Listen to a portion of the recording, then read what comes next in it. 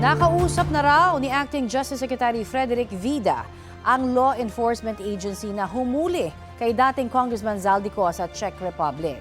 Ngayong araw kakausapin ng DOJ ang Ministry of Justice doon para linawin ang iba pang detalye tungkol kay Ko.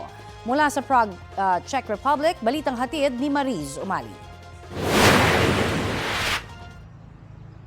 Matapos makakuha ng kumpirmasyon mula sa Ministry of Justice na siyang counterpart ng Department of Justice dito sa Czech Republic, nakatakda na mamayang 2:00 ng hapon, oras dito sa Prague, ang kanilang pulong. Marami po tayong mga bagay na lilinawin at ibabalidate yung mga impormasyon. The key questions would be the protocols follow, diba?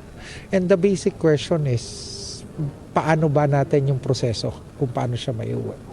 Itatanong niyo siyempre kung nasan si Zaldico. Yeah, of course. That's the primary ask, di ba?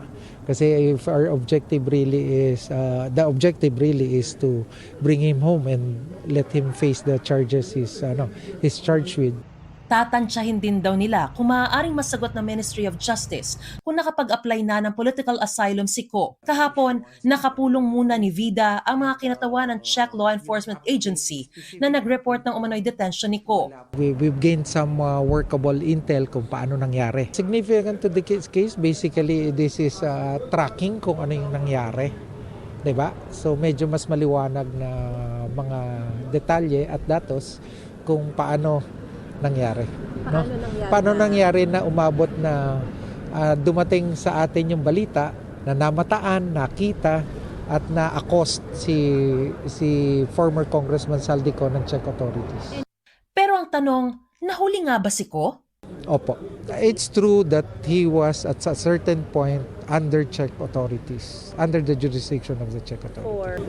For how many days? At that I cannot yung confirmation and we will get more information.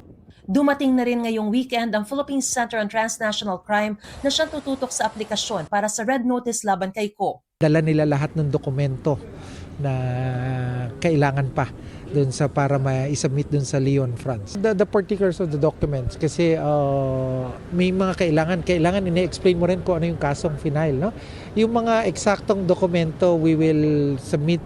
Handa raw siyang hindi maisama agad-agad si Ko sa pag-uwi sa Pilipinas. Pero pagtitiyak ni Vida, Definitely not empty-handed.